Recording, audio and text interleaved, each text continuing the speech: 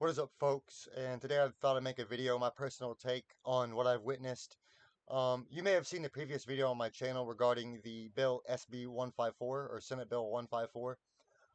And there was a petition to basically schedule one substance, Kratom, which is in the same category as heroin and cocaine, or not cocaine, heroin and LSD or magic mushrooms, for example. Believe it or not, I think cocaine is a Schedule 2 substance. Anyways, my take on it personally, we saw off the very get-go that um, the bias already.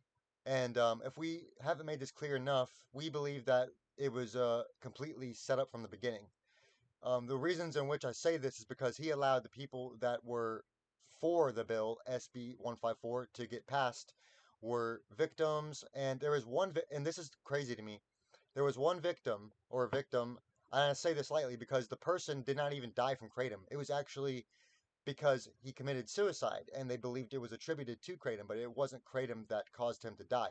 And off the get-go, we see basically just biased FDA stuff,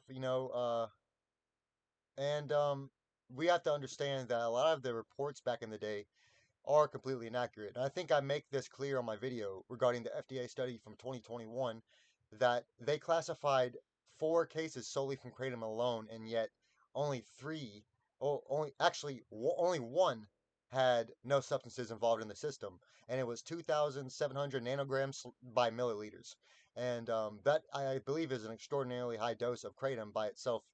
Um, but the others had other substances involved. Sometimes, you know, let's say fentanyl, norfentanyl, not tramadol, codeine, benzodiazepines like uh, clonazepam, or as you know as Klonopin. But off the get go, we noticed a bias within this because he was looking dead at the people for support for his bill the whole time. He was looking at them directly. I even believe he shedded tears for one. And that's baffling to me because then when the people were showing up against the bill, even users from Louisiana itself, he didn't even barely give them the time of day. I mean, look, I'll actually post the second part because I recorded the second part for supporting of the bill, and you can clearly see how he maintains eye contact. He's not looking down; he's looking right at them. And for the people that were against the bill or wanted to keep kratom legal, he was looking at the red cards that voted, like constantly, and he was on his phone. Even the Global Kratom Coalition person, he was there, and he even asked them, like, why are you looking away from us? Like, while I'm talking here, I mean, like, that's the truth. And it's like he wasn't even paying attention to them.